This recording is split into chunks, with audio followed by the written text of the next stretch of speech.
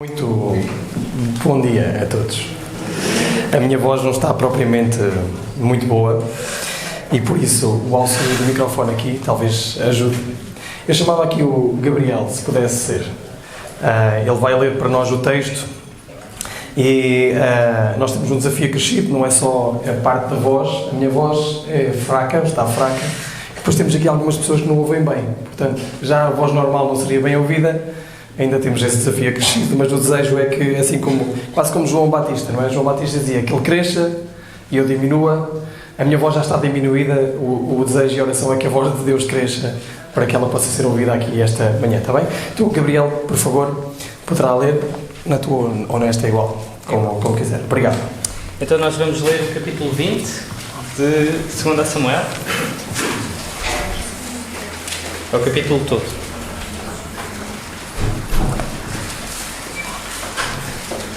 Então diz assim a palavra de Deus em 2 Samuel, capítulo 20.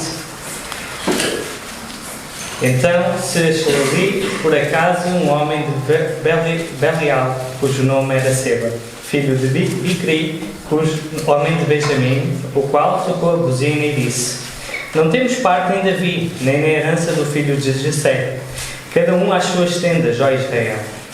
Então todos os homens de Israel deixaram de seguir Davi e seguiram Seba, filho de Bicri. Porém os homens de Judá se uniram ao seu rei, desde o Jordão até Jerusalém. Vindo depois Davi para a sua casa, a Jerusalém, tomou o rei as 10 mulheres, suas concubinas, que deixara para guardarem a casa, e as pôs numa casa em guarda e as sustentava. Porém não entrou a elas, e estiveram encerradas até ao dia da sua morte, vivendo como viúvas.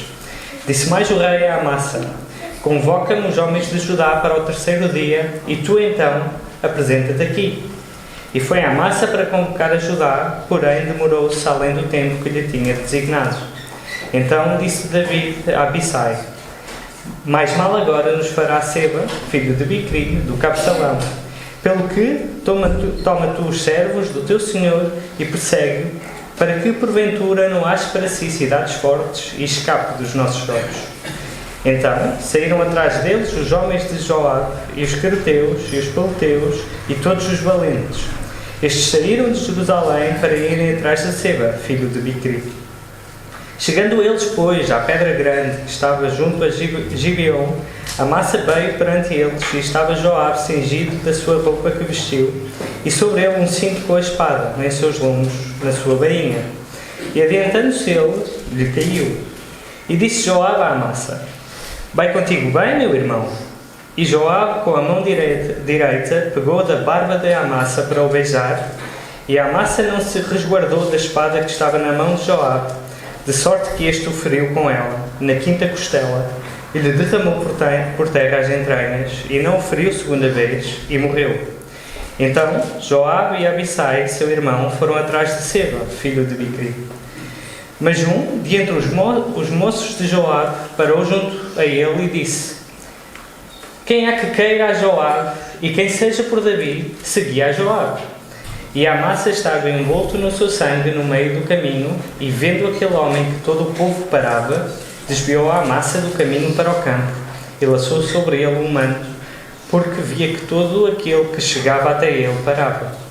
E como estava apartado do caminho, todos os homens seguiram a Joabe, que perseguiram a Seba, filho de Bicri. E passou por todas as tribos de Israel até Abel, a saber a Bet-Macá e a todos os beritas. E ajuntaram-se todos, e também o seguiram. E vieram, e o cercaram em Abel de Bet-Macá, e levantaram uma tranqueia contra a cidade, assim que já estava de frente do antemuro, e todo o povo que estava com Joabe batia ao muro para o derribar. Então uma mulher sábia gritou de entre a cidade: Ouvi, peço-vos que digais a Joabe: Chega-te cá para eu te falar. Chegou-se a ela e disse à mulher: Tu és Joabe? E disse ele: Sou eu. E ela lhe disse: Ouve as palavras da tua serva. E ele disse: Eu ouço. Então falou ela dizendo: Antigamente costumava-se falar dizendo: Certamente pediram conselho a Abel, e assim o cumpriram. Eu sou uma das pacificadoras e das fiéis em Israel, e tu procuras matar uma cidade que é madre em Israel? porque devorarias a herança do Senhor. Então respondeu Joabe e disse: Longe, longe de mim que eu tal faça, que eu devore ou arruine. A coisa não é assim. Porém, é um só homem, do monte de Efraim, cujo nome é Seba, filho de Bicri, levantou a mão contra o rei, contra Davi. Entregai-me só a este e retirar-me-ei da cidade. Então disse a mulher a Joabe: Eis que te será lançada a sua cabeça pelo muro. E a mulher, na sua sabedoria, entrou a todo o povo e cortaram a cabeça de Seba, filho de Bicri, e a lançaram a Joabe. Então tocou a buzina e se retiraram da cidade, cada um para as suas tendas, e Joabe voltou a Jerusalém ao rei. E Joabe estava sobre todo o exército de Israel, e Benaia, filho de Joiada, sobre os creteus e sobre os copteus, e adoram sobre os tributos, e Josafate, filho de Ailud, era o chanceler. E Seba, o escrivão, e Zadok e Abitar, os sacerdotes. E também Ira, o jairita, era o oficial maior de Davi. Muito obrigado. Muito obrigado. O que é que a Bela Adormecida, a Bela e o Monstro, a Pequena Sereia, sei lá, a Branca de Neve, o que é que todas elas têm em comum? O que é que todas estas histórias, todos estes títulos têm em comum? São o quê? São o quê? Estes? Personagens da Bíblia? Não são personagens, sim. São personagens. São contos de fada, não é? Era uma vez. Era uma frase que percorre todos eles. Não é? Era uma vez. É uma expressão que foi popularizada o século passado, já é o século passado, em relação aos contos de fadas. Quando nós costumamos dizer era uma vez, nós estamos a falar e a remeter-nos logo para um conto de fadas. Mas há outra frase que percorre todos eles, não é só o era uma vez. Como é que todos eles terminam? E viveram felizes para sempre. É isso mesmo. E viveram felizes para sempre. E muito disto que acontece nos contos de fadas, muitas vezes nós queremos importar para a nossa própria vida. Não é muito difícil nós vivermos a nossa vida com a sensação de que nunca mais chegamos ao vivemos felizes para sempre. Nós queremos alguma coisa que nos traga a sensação de felicidade. Finalmente eu cheguei e sou feliz. Finalmente a história terminou. Normalmente, nestas histórias, era sempre com o casamento. O que é, já para quem se casou, percebe claramente que a história não termina quando se casam, não é? No dia de casamento. Há muita história por aí. E há muitos momentos de felicidade e infelicidade. Há muita luta dentro do casamento. Mas que nos leva àquilo que deve ser a felicidade plena. Agora, todos nós desejamos isto. Todos nós desejamos ser felizes. Todos nós que temos este anseio por felicidade. O mundo, a sociedade tem este anseio por felicidade. Não é por acaso que o mundo percorre o seu caminho à procura disso.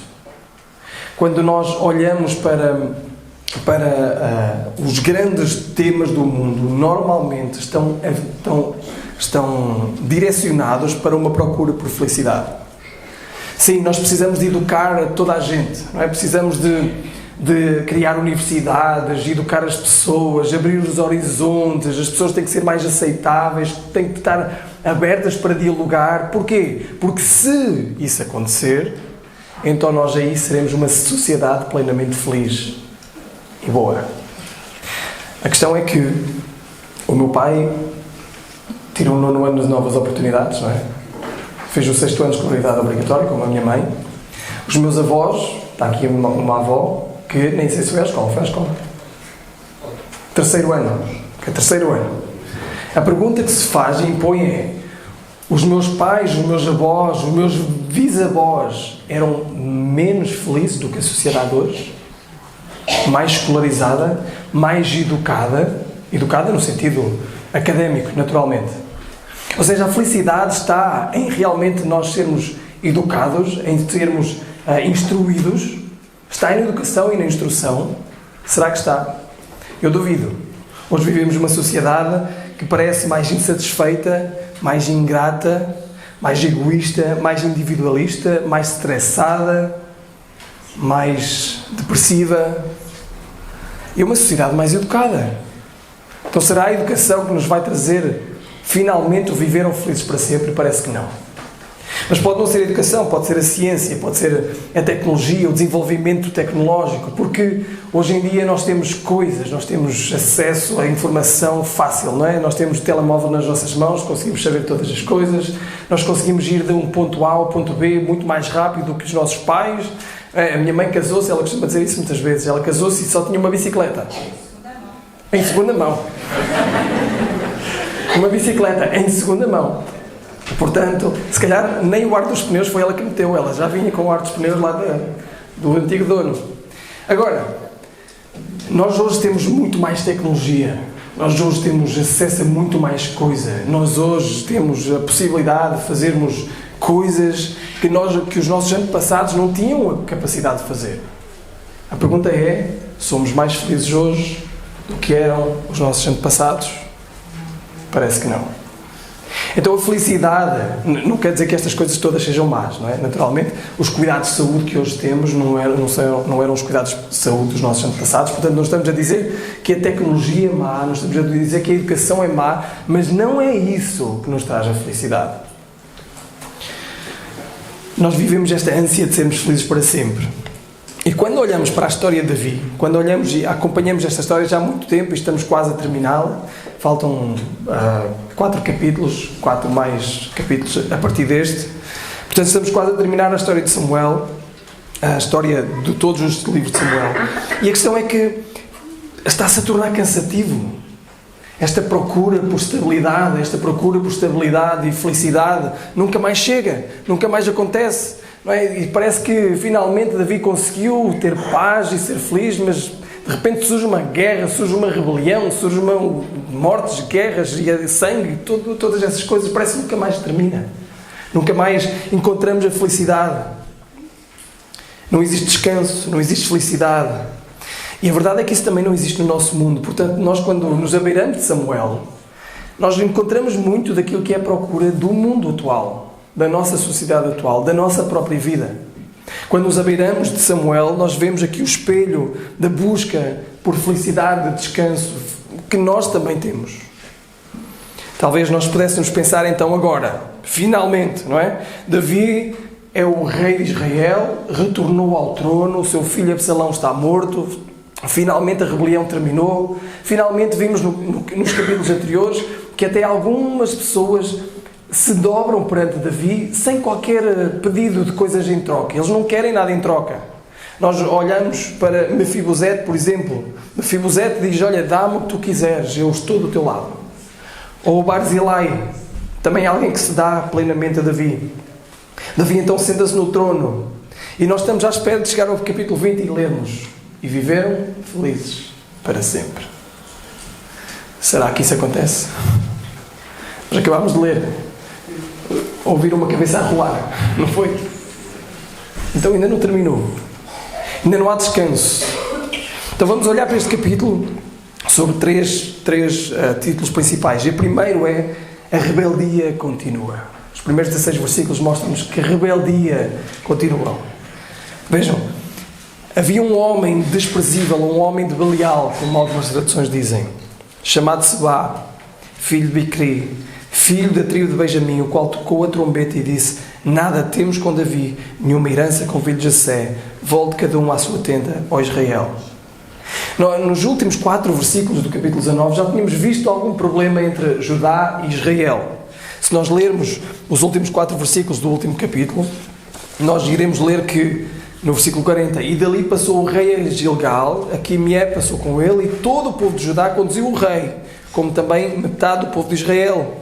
E eis que todos os homens de Israel vieram ao rei, disseram ao rei, por te furtaram os nossos irmãos, os homens de Judá, e conduziram o rei à sua casa de além do Jordão, e todos os homens de Davi com eles. Então, de repente, quando seria um momento de glória, Davi retornar ao seu trono, de repente já temos Judá e Israel, um contra o outro, a dizer, não, eu é que devia acompanhar o rei, E começa a haver um problema entre as duas, que ainda não estavam separados, mas irão separar, Judá e Israel. Começa já a haver aqui umas sementes. Mas eles terminam a dizer, no versículo 43, responderam os homens de Israel aos homens de Judá e disseram: 10 partes temos no rei, e até em Davi mais temos nós do que vós. Isto é uma referência às tribos. Nós temos 10 tribos, vocês só têm 2. Não é? Nós é que pertencemos, nós temos muito mais parte com Davi do que vocês. Agora, vejam o que quando nós viramos o capítulo, não é?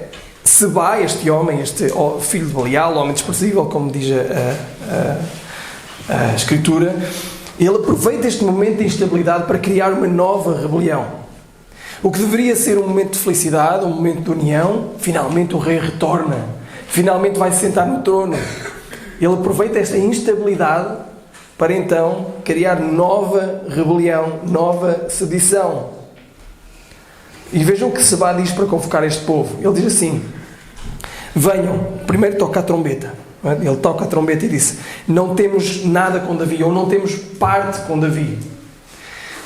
As tribos de Israel tinham dito: nós temos 10 partes com Davi, ele é mais nosso do que vosso.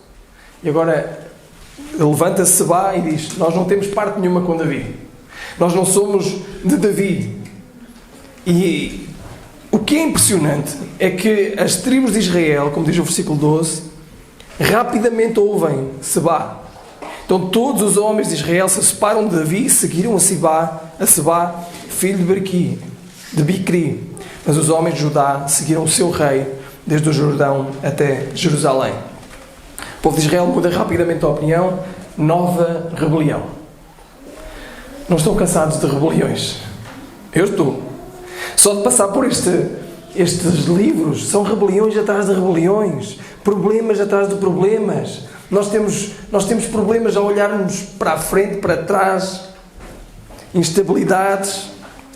Mas será que isto realmente nos deveria surpreender? Rebeliões contra Deus, será que nos devia surpreender isso? Não. Nós vivemos num mundo em constante rebelião contra Deus. Nós vivemos num mundo onde nunca mais chegamos, nunca mais é o momento do felizes para sempre. Há sempre constante rebelião contra Deus. Há um mundo onde nós vivemos, o mundo onde nós vivemos é um mundo que levanta o seu punho contra Deus. Se nós olharmos para lá fora, nós vemos pessoas que aceitam tudo, menos a exclusividade do cristianismo. Aceitam tudo. Se tu dizes que és muçulmano, tu és celebrado. Se tu dizes que és hindu, tu és celebrado. Se tu dizes que aceitas qualquer outra religião à volta do mundo, tu és celebrado, tu és afirmado. As pessoas batem palmas e dizem que coragem.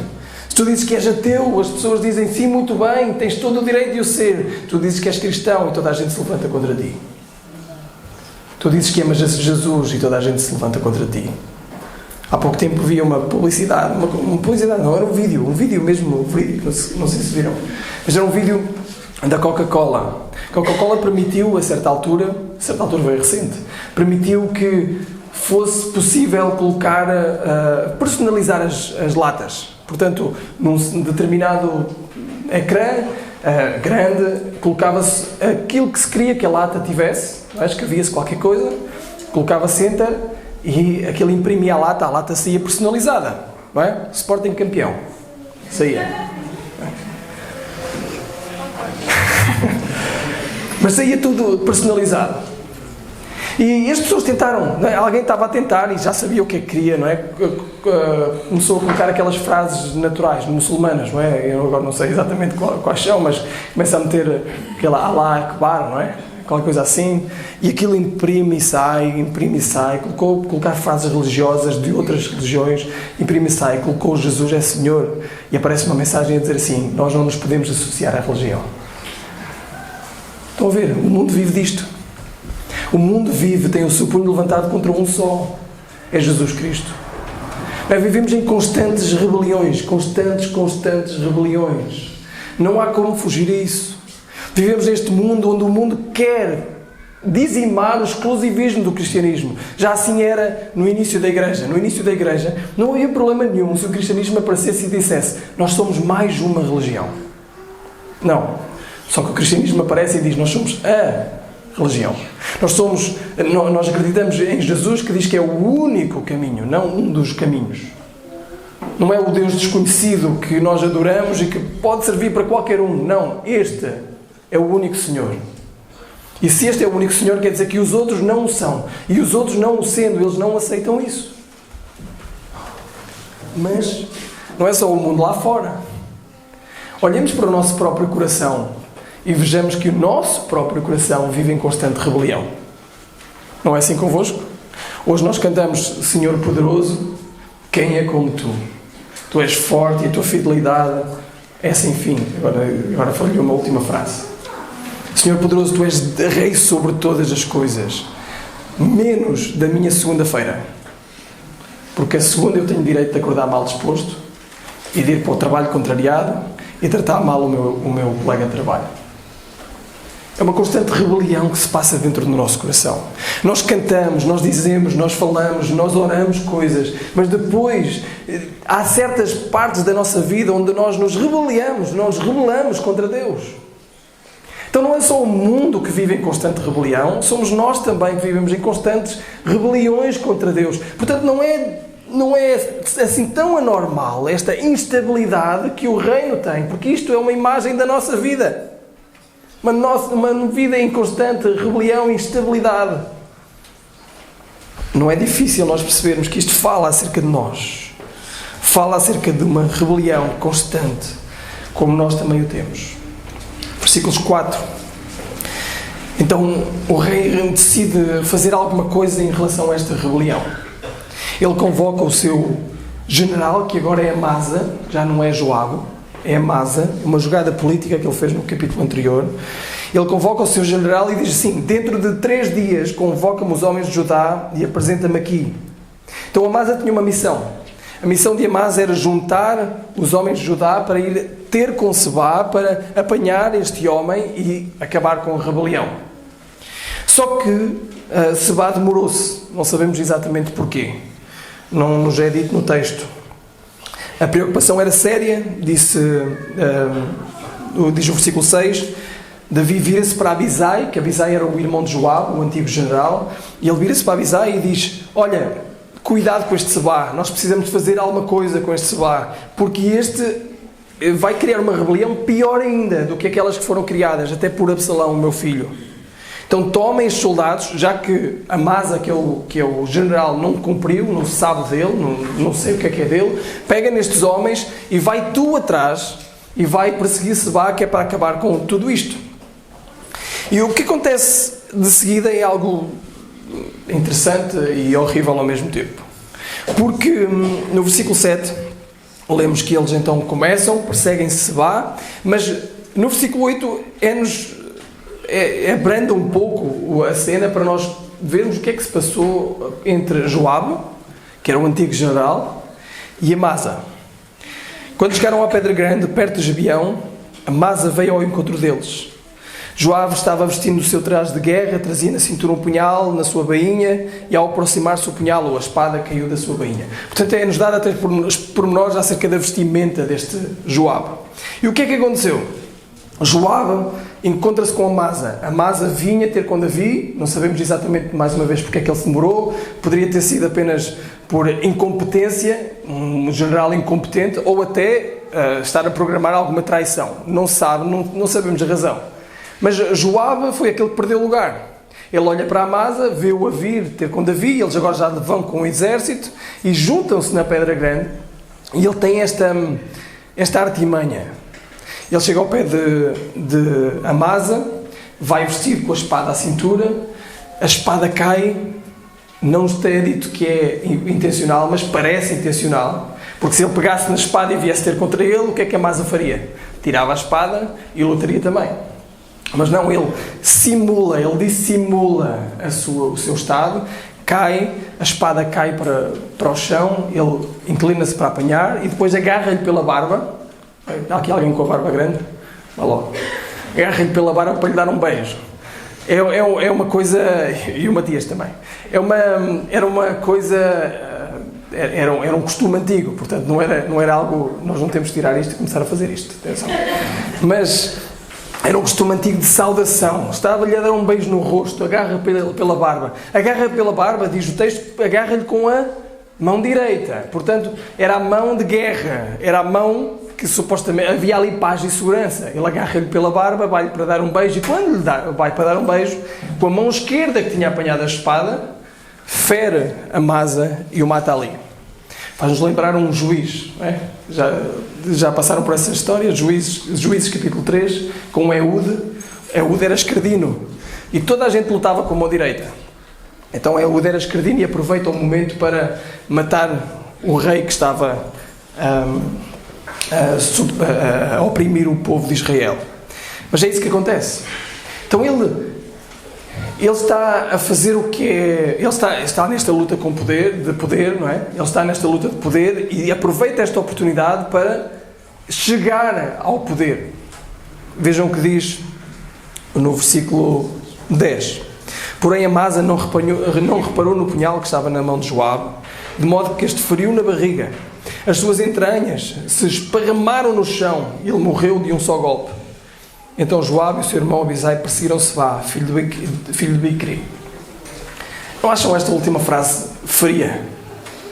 Quer dizer, esta cena toda horrenda de um assassínio, claro, e de repente o narrador só termina. Então Joabe perseguiu a sua vida. Joabe mata Amasa, chega, então ele ganha o poder, fica depois eles vão dizer que os homens são de Joabe, não é? O versículo 11 diz: um homem dentre os servos ficou junto a Amasa e disse: quem está do lado de Joabe e é por Davi, siga Joabe. Então é Joabe que está a mandar agora. Joabe está a mandar. Ele conseguiu o que queria. Mas vejam, ele mata um homem, deixa um homem ali morto no chão e segue o seu caminho para fazer aquilo que era o que Davi tinha mandado. Joabe é esta figura muito ambígua, muito difícil de entender. Ele é interessantemente leal a Davi, ele quer fazer o que Davi precisa, ao mesmo tempo é desobediente e é violento. É um homem intrigante. Um dos jovens de Joabe fica lá no caminho e o que é interessante, que depois o texto vai narrando, é que o povo, como é natural, não é? Quando nós passamos por um acidente, o que é que acontece? As pessoas vão abrandando, vão olhando para o que está a acontecer, e o povo, como eles queriam que o povo se acelerasse, pegaram no corpo de Amasa, meteram-no no campo, cobriram o corpo e vamos continuar para aquilo que é a missão que nós temos que fazer. Mas o que é interessante em tudo isto é que Joabe é um homem bom nisto, Joabe é um bom militar, Joabe vai conseguir perseguir a missão de Davi, Joabe está a fazer a missão de Davi, Joabe parece estar a defender os interesses certos, mas da forma errada. Joabe não está a fazer a coisa certa da forma errada. A forma interessa. Joabe, no fundo, é um aviso para todos aqueles que pensam que nós podemos defender as causas certas, mas da forma errada. Nós podemos defender as coisas certas, poder fazer as coisas certas, nós podemos perseguir a causa certa, até dizer as coisas certas, mas usando formas erradas. Joabe é um aviso, porque não podemos ser ambíguos. A forma interessa. O reino de Deus não é para avançar por poderio militar, pelo músculo, pelo poder, pela mentira, pela dissimulação, pelo engano, pelas armas deste mundo. Nós não podemos fazer avançar a mensagem de Deus da forma errada. A forma importa, a forma interessa. Sempre que nós nos envolvemos nas formas erradas de expandir o reino de Deus, sempre que nós nos envolvemos na forma errada de falar a verdade, nós nos envolvemos nos caminhos de Joabe. Nós somos pequenos Joabes, quando nós queremos fazer as coisas que são certas, mas da forma errada. Ao longo da história houveram muitos equívocos em relação a isso. Basta pensar nas cruzadas. Basta pensar nos assassínios, basta pensar em todas as formas que fomos tentando expandir o reino de Deus da forma errada. Mas também nós podemos ser acometidos, se calhar nenhum de nós irá, espero eu, usar os meios de Joabe, não é? Ser como Joabe, tão gráfico como Joabe, tão cruel e frio como Joabe. Mas também nós podemos cair no erro de Joabe. O cristão é alguém que fala a verdade em amor. Então, quando nós deixamos de falar a verdade em amor, mas preferimos falar a verdade independentemente da forma como transmitimos a verdade, nós estamos a cair nos meios de Joabe. Sabem, e tudo isto serve para o casamento. Há maneiras de falar. Há maneiras que nós podemos estar muito certos e perdemos a razão na forma como nós falamos. A forma como nós falamos, o tom que falamos, o interesse e o objetivo com que falamos, perdemos-lo todo, apesar de mantermos a verdade. Nós não precisamos falar mais alto para termos razão. Nós não precisamos de denegrir o outro e atingir o outro para ter a razão, para falar a verdade. Mas serve no casamento, serve também com os pais, com a parentalidade, a maneira como nós lidamos com os pais ou com os filhos. Serve no nosso local de trabalho, serve na rua, serve na igreja, serve no evangelismo e serve, sobretudo, nas redes sociais. Nós não precisamos de usar meios errados para falar aquilo que é certo. Joabe era alguém que pensava que só conseguirá fazer a vontade do rei Davi se no caminho tiver que cometer algumas coisas que não deveria. Nós não precisamos disso. O cristão é alguém que não precisa disso. Tenhamos, portanto, cuidado de não nos associarmos aos caminhos de Joabe. Aos caminhos de Joabe. Mas continuamos, temos que ir com Joabe. Vamos para a frente e vamos ver então se ele vai conseguir apanhar Sebá. Versículo 16. Então, uma mulher sábia gritou de dentro da cidade. Finalmente, então temos este segundo ponto, que é a intervenção da sabedoria. Finalmente alguém sábio e uma mulher sábia. Diz o texto, então uma mulher sábia gritou de dentro da cidade, porque eles chegaram a esta cidade de Bet-Maaca e lá dentro estava Sebá. Ele refugiou-se naquela cidade. Ele está morado, está protegido e eles então sitiaram a cidade. O exército de Judá está à volta da cidade, quer conquistar a cidade e se for preciso vai dizimar a cidade. Já conhecemos Joabe, já sabemos como ele é. Ele vai dizimar a cidade se for preciso. Então lá dentro das muralhas grita uma mulher, que diz o texto que era uma mulher sábia, e diz, ouvi, dizei a Joabe, vem aqui para que eu converse contigo. Então ele aproximou-se e a mulher perguntou, tu és Joabe? Ele respondeu, sou. Ela lhe disse, ouve as palavras da tua serva. E ele disse, estou a ouvir. Então finalmente ouve-se esta palavra de sabedoria. Imaginem, não é? No meio de um exército de soldados, homens roucas como a minha, ou vozes roucas como a minha, vozes viris como as vossas, vozes de homem, não é? Voz mesmo de homem ali, quer lutar, quer guerrear, quer colocar tudo abaixo, quer colocar portas abaixo, quer incendiar a cidade, vai cumprir aquilo que veio, que é matar Sebá. Ouve-se uma voz feminina do alto da muralha, que diz o texto que era uma voz sábia, e diz, eu quero falar com Joabe. Eu tenho coisas a dizer a Joabe. O que é que esta voz feminina tem a dizer a Joabe? Ele diz, olha, eu peço-te conselho. Ela começa por falar acerca daquilo que é a cidade onde está. Eu sou uma das pacíficas, desde o versículo 19, e das fiéis em Israel, e tu procuras destruir uma cidade que é mãe em Israel, porque devorarias a herança do Senhor.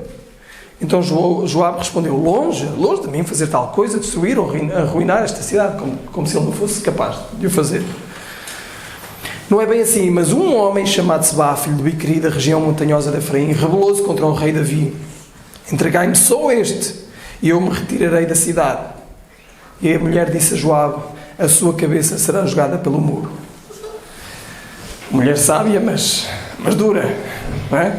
Que ela está a dizer assim, olha, eu vou cumprir isso. Há um homem aqui que é rebelde, eu vou dar-te a cabeça dele. A cabeça vai rolar Sebá pela cidade. Então ele vai cumprir ou ela propõe esta troca. A cabeça de Sebá por todo um povo. Será que a mulher iria conseguir cumprir isto ou não? Será que a mulher vai realmente conseguir cumprir? Que poder tem esta mulher dentro da cidade para chegar ao pé de Sebá, pegar na cabeça, fazer com que a cabeça seja arrancada e lançarem a cabeça? Imagina só a conversa, não é? Ela desaparece lá em cima na muralha e os homens cá fora, com as flechas e com os arcos e com as coisas todas, com o armamento militar, olhar para cima e dizer, onde é que foi a mulher? E Joabe diz, eu acho que foi cumprir aquilo que ela disse. Mas será que consegue? Joabe diz, talvez, temos que esperar, vamos ver. Diz o texto que a mulher foi falar com o povo na sua sabedoria, versículo 22. E a mulher, na sua sabedoria, foi a todo o povo. Ela foi espalhar este plano, ele foi espalhar a sabedoria dela. E, de repente, então Joabe e os seus soldados estão cá fora, e de repente veio assim uma coisa a pular o muro e a rolar até aos pés de Joabe. Era a cabeça de Sebá. Esta mulher conseguiu fazer aquilo que tinha prometido. No fundo, ela salvou, com o seu plano, salvou um povo inteiro da morte, pela morte de um rebelde. Agora nós poderíamos perguntar com toda a legitimidade: isto é sabedoria? Isto é realmente sabedoria? No fundo morreu um homem, no fundo uma cabeça rolou. Que tipo de sabedoria é esta? Irmãos e amigos, esta é uma sombra daquela que é a maior sabedoria de todos. Maior sabedoria de todas. Um rebelde pela vida de todo um povo. Aqui o povo é todo inocente. Lá no meio está um rebelde. Esse rebelde precisa ser morto para que todo o povo seja salvo. Agora a maior sabedoria de todas nos aponta para um povo que não era inocente, mas um povo que era rebelde. E para alguém que morreu para salvar esse povo, não porque era rebelde, mas era exatamente o oposto, porque era inocente. Foi este Jesus, o inocente, que foi a cabeça de Jesus que rolou, figurativamente, naturalmente. Foi Jesus que teve que morrer para que o povo fosse salvo, o seu povo fosse salvo. Não para um povo inocente, mas para um povo rebelde. E este inocente não se tenta esconder. Este inocente não é como Sebá, que tenta salvar a sua própria vida. Ele próprio oferece a sua vida para salvar o seu povo. Jesus é esta cabeça que rolou para que tu possas sair ileso. Tu fazes parte deste povo rebelde. É exatamente o oposto. Lá fora das muralhas está um Deus justo que diz: esse povo todo e essa cidade toda merece a morte. Esse povo todo e essa cidade toda, na qual todos nós estamos incluídos, todos morados aqui à volta, lá fora está o Deus justo e juiz a dizer assim: eu vou dizimar esse povo. E a sabedoria se levanta e diz: e se um morrer por todo o povo? E se um der a sua vida para que todo o povo seja salvo? E foi exatamente isso que aconteceu. Jesus Cristo deu a sua vida para que todo aquele que se arrepender do seu pecado e crer em Jesus Cristo possa ser finalmente salvo. É Jesus, e é em Jesus e é para Jesus que nós temos que olhar. Ele é o Filho de Deus que entregou a sua vida por ti. Crês que tu merecias o castigo? Crês que eras tu que merecias o castigo? Crês que foi Ele que te salvou? A Bíblia diz que se com tua boca confessares a Jesus Cristo como Senhor e no teu coração crês que Deus o ressuscitou dentre os mortos, tu serás salvo. Chegamos ao último ponto. E o último ponto, voltamos ao início. O último ponto chama-se: e ainda não viveram felizes para sempre. E ainda não vivemos felizes para sempre. Porque era natural, nós ouvimos no início, no primeiro versículo, que a trombeta tocou. Sebá tocou a trombeta para reunir a rebelião.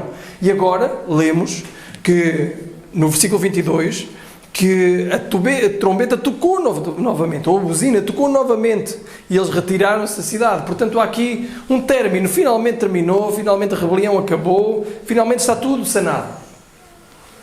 E os versículos seguintes nos mostram alguma estrutura. Não é? Nós lemos que Joabe então comandava o seu exército, conseguiu o que queria. Benaia, filho de Joiada, comandava os queneus, os peleteus. Então há alguma estrutura. Há aqui os encarregados dos trabalhos, aos cronistas, ao escrivão, ao sacerdote, ou os sacerdotes. Será que eles então conseguiram finalmente viver felizes para sempre? Finalmente a rebelião acabou, finalmente o povo se reuniu. A pergunta é: Davi viveu feliz para sempre? Não. Será que eles finalmente conseguiram o que queriam, de viver felizes para sempre? Não. Ainda existe mais para vir. Davi vai sofrer indignidades da sua velhice. Davi vai ver a sua vida ainda a continuar a ruir. Ele não era suficientemente sábio, ele não era suficientemente bom para estabelecer um reino que duraria para sempre. E ao longo dos últimos capítulos, nós temos visto que este mundo está fora do controle, está totalmente fora de controle, instável, não há felicidade no meio da instabilidade, não há felicidade no meio do descontrole.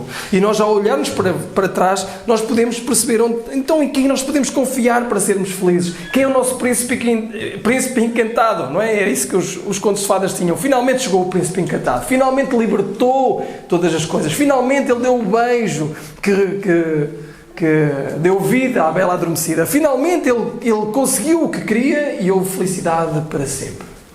Quem é o nosso príncipe encantado? Já vimos Davi, não é? Será Joabe? Joabe, no fundo, é quem está a mandar isto tudo. Joabe, ninguém manda em Joabe. Joabe é que manda nestas coisas todas. Ele mata quem quer, ele faz as coisas que quer. Será que é Joabe? Será que era Absalão, que era tão bonito, um príncipe encantado, tão maravilhoso? Era Absalão, ele morreu. Qual é a única constante em todos estes capítulos que nós passamos? A única constante é a palavra de Deus. Sabem, quando vamos ao capítulo 12, nós lemos que a palavra de Deus foi que tu, Davi, vais sofrer. Pelo teu pecado, Davi, tu vais sofrer. Os teus filhos vão morrer. A tua casa vai ser destruída. A espada não se apartará da tua casa. E o que é que nós vimos a seguir? A espada não se apartou da casa de Davi. Qual é a única constante em tudo isto? É a palavra de Deus, que disse uma coisa e cumpriu a coisa. Mas depois de Davi ser castigado, a palavra de Deus também não falhou. Aquela palavra que ele tinha dito em 2 Samuel 7, quando disse que a tua casa dos problemas ainda continua aqui. E vemos e lemos lá em Mateus capítulo 1, versículo 1, que Jesus Cristo, o filho de Abraão, filho de Davi. Então continua, a casa permanece para sempre. O que é a única constante em tudo isto? A única constante em tudo isto é a palavra de Deus, que não falha. Qual é a única constante em toda a instabilidade da nossa vida? A palavra de Deus. Sim, a nossa vida é inconstante. A nossa vida é marcada por rebeldias constantes. A nossa vida é marcada por problemas, é marcada por instabilidade, é marcada por dor, por sofrimento, por aflição. Qual é a única constante da nossa vida? É a palavra de Deus. Não há outra constante. Nós podemos ter a certeza que neste mundo ambíguo que vivemos, cansativo, instável, a única certeza que temos é a palavra de Deus. Quando a vida parecer fora do controlo, agarra-te a Deus e à sua palavra. Se a vida não é fácil de controlar e nós sentimos-la a esvair pelas nossas mãos, agarra-te a Deus e à sua palavra, porque por muito que confies em todas as coisas, por muito que confies em outras pessoas, por muito que confies em outras coisas, todas elas falharão, todas elas a determinado momento na vida irão desiludir-te. A única coisa que é permanente nesta vida é Deus. É a palavra de Deus. Portanto, em toda esta instabilidade e desejo por descanso, a única coisa que nós temos que confiar, a única pessoa que temos que confiar é em Deus e na sua palavra, e na sua palavra encarnada. E a sua palavra encarnada, naturalmente não é vermelha, encarnada, que encarnou, é Jesus Cristo. Jesus é a palavra que se fez como nós, tabernaculou. Nós já lemos isso em João capítulo 1. É a palavra encarnada. E esta palavra é o testemunho fiel de que Ele permanece fiel em todos os momentos. Jesus é a palavra, Deus connosco, Emmanuel, prova de fidelidade, de amor, de graça, de misericórdia. Ele veio a este mundo para que nós pudéssemos viver. Ele protege-nos, Ele guarda-nos até que nós cheguemos lá. Nós saltámos um versículo neste capítulo, sabem? Viram o versículo que saltámos? Versículo 3. Vamos voltar a ele. Versículo 3. Diz assim: quando Davi chegou ao seu palácio em Jerusalém, tomou as 10 concubinas que deixara cuidando do palácio e as colocou numa casa sob guarda e passou a sustentá-las, mas não coabitou com elas. Assim elas ficaram confinadas até morrerem, vivendo como viúvas. Isto aqui, se recordam, Davi, quando fugiu, deixou as suas concubinas para trás. Quando Absalão tomou o poder, aconselhado por Aitofel, aquilo que ele fez foi possuir as concubinas do seu pai à frente de todo o Israel para mostrar poder. Ele desonrou-as, ele colocou ali, ele expôs estas mulheres a todo o Israel numa desonra total. Estas mulheres não tinham mais pelo que viver.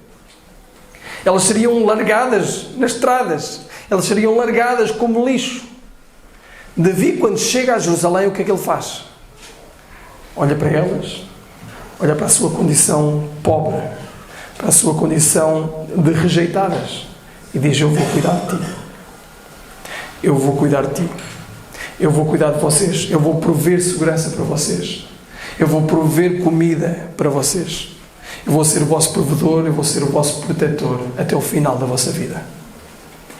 Está bem, Jesus é este. No meio da inconstância e dificuldades e dores e problemas da nossa vida, é este que dá segurança, provê alimento, provê provisão. Jesus é o verdadeiro marido, na realidade.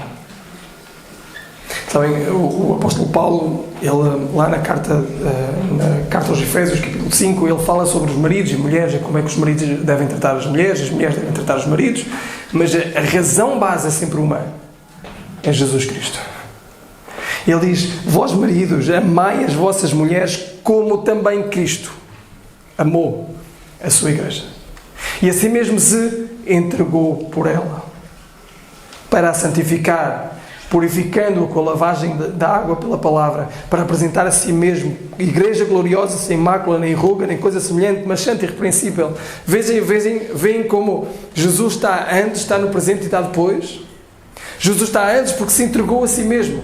Jesus está no presente para a santificar. Jesus está no futuro para a entregar finalmente. Jesus é o verdadeiro marido. Jesus é aquele que cuida. Jesus é aquele que cuida de nós, salvos, igreja. No passado Ele deu a vida por ti. O seu amor é certo e Ele mostrou isso na cruz. No presente Ele usa as circunstâncias difíceis, adversas, instáveis, cansativas do momento para santificar-nos, para nos tornar novas criaturas, para nos tornar mais à imagem de Jesus.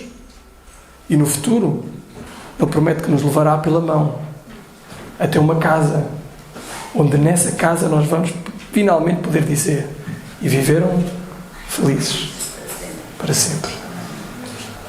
Eu chamava aqui a Letícia para nos dizer como a Bíblia termina. Ela vai ler.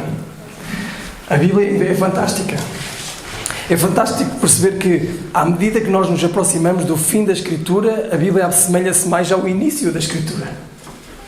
No início da Escritura nós temos Deus a criar o mundo, Deus a criar o jardim, Deus com um povo em si mesmo, um povo para si, repleto de tudo o que precisava, seja proteção, seja provisão, tudo o que precisava. A pergunta é: como é que a Bíblia termina? Como é que esta Bíblia termina? Há um fim. Existam felizes para sempre. Ainda não foi com Davi, ainda não é aqui, mas será para todo aquele que crê. Letícia, podes vir aqui a ler, por favor?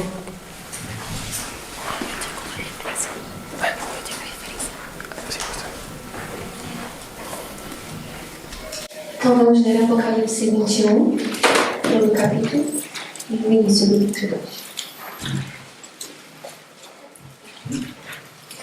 Vi novo céu e nova terra, pois o primeiro céu e a primeira terra passaram, e o mar já não existe. Vi também a cidade santa, a nova Jerusalém, que descia do céu da parte de Deus, ataviada como noiva adornada para o seu esposo. Então ouvi grande voz vinda do trono, dizendo: Eis o tabernáculo de Deus com os homens. Deus habitará com eles, eles serão povos de Deus, e Deus mesmo estará com eles. Lhes enxugará dos olhos toda lágrima, e a morte já não existirá. Já não haverá luto, nem pranto, nem dor, porque as primeiras coisas passaram. E aquele que está sentado no trono disse: Eis que faço novas todas as coisas. E acrescentou: Escreve, porque estas palavras são fiéis e verdadeiras. Disse-me ainda: Tudo está feito. Eu sou o Alfa e o Ômega, o princípio e o fim. Eu, a quem tem sede, darei de graça da fonte da água da vida.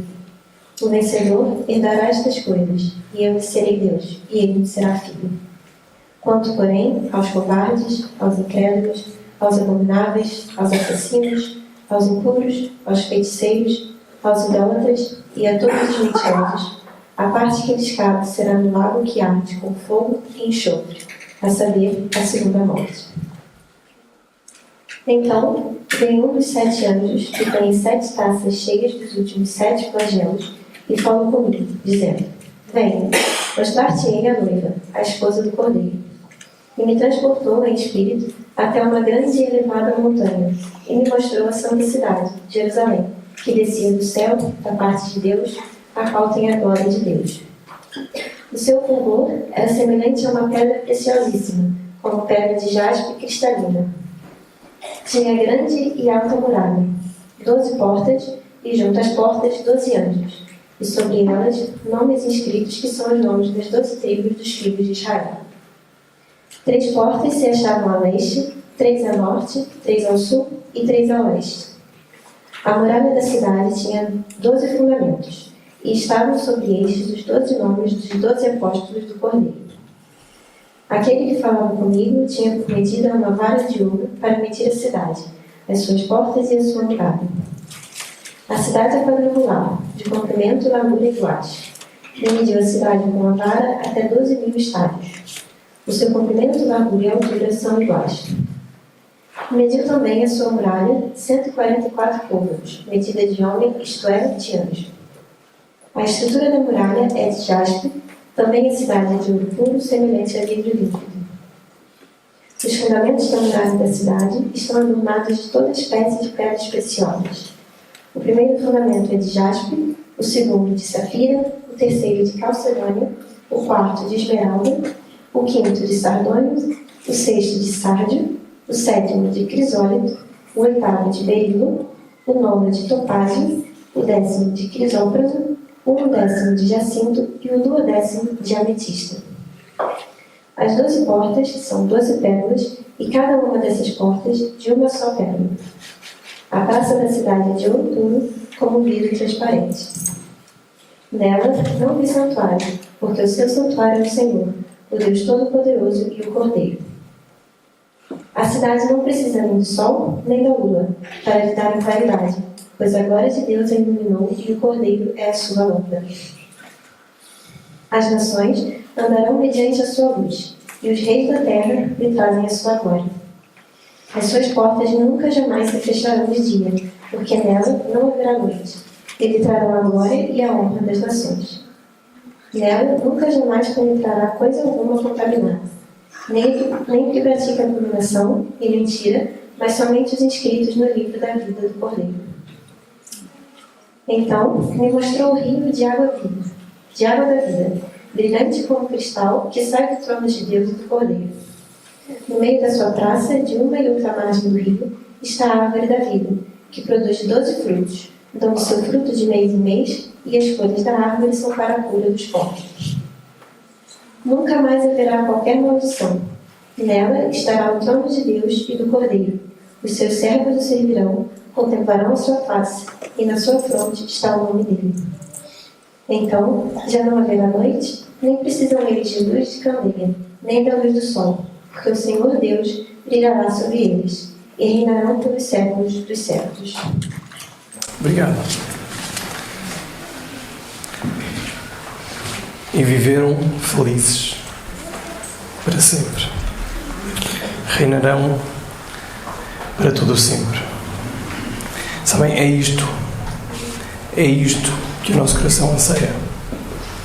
É este momento de entrada, este momento de descanso, esta sensação de chegarmos a casa. Este felizes para sempre aguarda-nos para todo aquele que se arrepende e crê em Jesus Cristo. Sabem, existe. Neste mundo não vai existir. Não existiu com Davi, não existiu com Absalão, não existirá com Salomão, não existirá com qualquer reino deste mundo. Não existe. Neste mundo não existe nada que nos possa fazer chegar a casa, sentir que somos felizes para sempre. Mas existe um lugar para o qual nós fomos criados. Não é por acaso que a Bíblia termina com toda esta descrição de jardim, de pedras preciosas, de mar que não existe, de luz resplandecente, de árvore da vida. Onde é que nós já vimos isto? Em Gênesis, onde fomos criados. Nós fomos criados para este lugar. E só neste nós poderemos realmente chegar e dizer: seremos felizes para sempre. Eu termino com a mestria de C.S. Lewis. O último livro, A Última Batalha, ele termina assim o livro. Eu acho que ele nos ajuda a entender isto. Diz assim C.S. Lewis no seu último livro, o livro 7, A Última Batalha. Depois, deixem-me só dar o contexto, eles tinham acabado de morrer. Os personagens tinham acabado de morrer. Estavam a sair de Nárnia, estavam a sair da sua vida, estavam finalmente a entrar num outro lado. E ele termina assim. E enquanto falava, já não lhes parecia um leão. Todavia, as coisas que começaram a acontecer depois disso foram tão magníficas e tão belas que não consigo descrevê-las. Para nós, este é o fim de todas as histórias e podemos afirmar com a maior sinceridade que todos viveram felizes para sempre. Para eles, porém, tratava-se apenas do início da verdadeira história. Toda a sua vida neste mundo e todas as suas aventuras em Nárnia não haviam sido mais do que a capa e a primeira página. Agora iniciaram o primeiro capítulo da grande história que ninguém na Terra leu, que continua para sempre e que em cada capítulo é melhor do que o anterior. Vamos orar.